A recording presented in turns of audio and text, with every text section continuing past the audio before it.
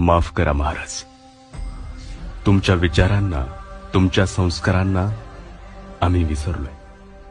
हो, खरंच विसरलोय.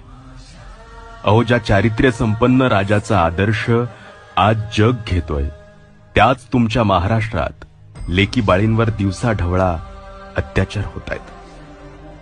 कुठे कोणा लेकीला जिवंत पेटवल्या जातं, तर कुठे धार्मिकतेच्या नावाखाली चिरडल्या जातं.